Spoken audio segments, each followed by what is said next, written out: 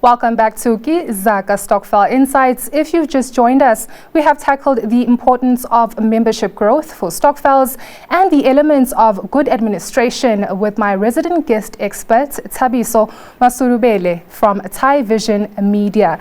Ntate Masurubele, Ikaheng wants their burial society to grow. They want to implement some elements of investment stokvels in there as well. Now, besides death being the main differentiator here, what are the other factors that differentiate the two?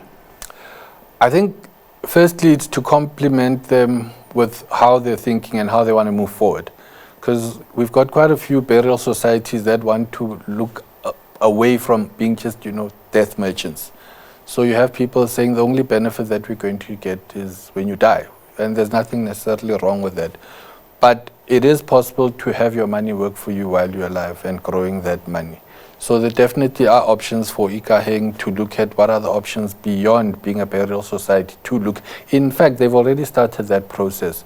The process of acquiring assets such as pots, pans, the things that are used at funeral services, they've already started that. So the starting point would be to say, how can they then elevate from what they've started, build on from that? And it would be to look at how they then look at when they're not using the assets that they have.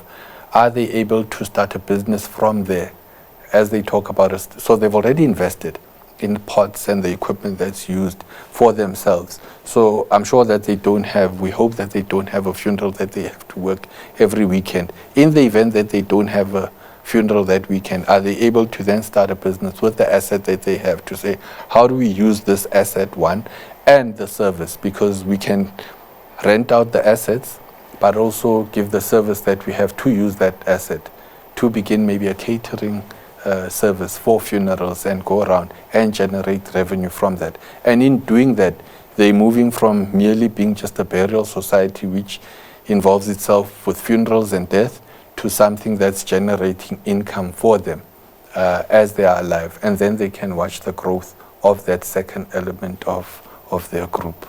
Now, earlier in the episode, you were just touching on how sometimes the group goals can change from time to time or after a while. Yeah. But what is the risk of having to expand or grow in this manner for Ikaheng? Doesn't this impact their monthly contributions for members? Not necessarily. So sticking to the point of where you're saying admin, they have to go back to basics to say, initially our objective was, involved in we're a burial society by and large. That's what we do. So now they have to adjust that to say our constitution has made provision for us to become a stokvel as well, beyond just a burial society. Now, what does that entail logistically?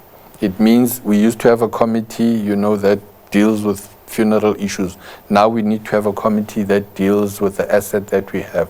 How are we then going to branch and make sure that the administration that we have is able to balance and meet the objectives of our dual objective. So dual objective, you then have to align your administration and your processes to talk to the duality of what your group wants to do. So if you had a committee that deals with the burial side of things, you then look at a committee that deals with the stokvel side of things. And then you make decisions to say, are these two separate entities within one? It's almost like walking and chewing.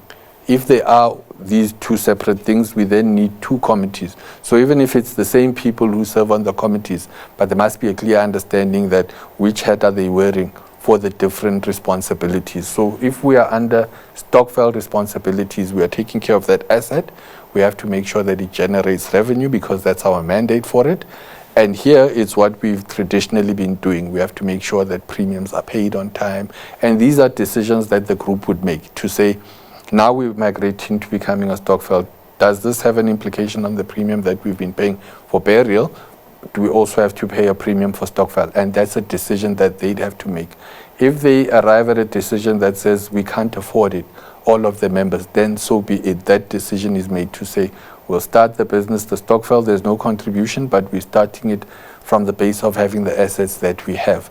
But the importance, again, is at objective level and making those decisions to say, here's the objective, what are the logistics associated with those different objectives?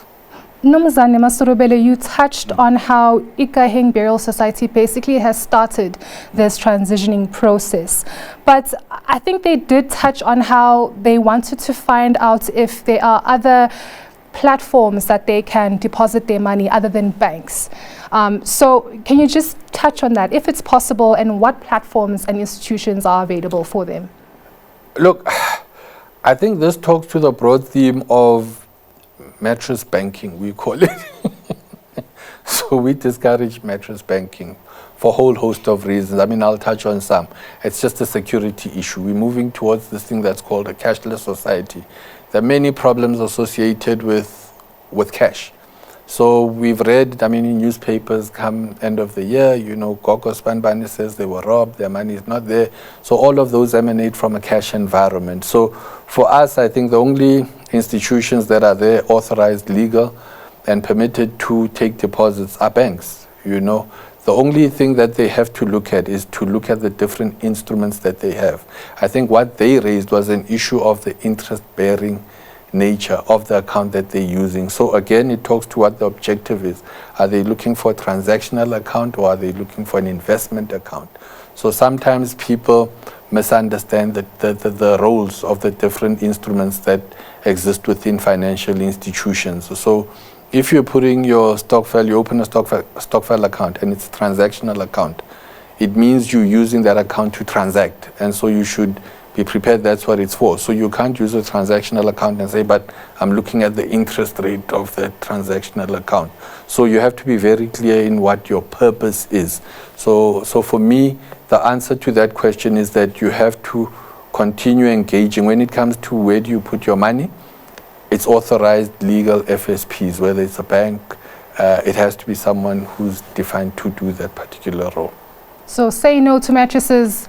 No. And step into the future. Yes, please. As we wrap up today's enlightening discussion, it's clear that groups like Ikaheng Burial Society have a significant role to play in the socio-economic well-being of its members and community.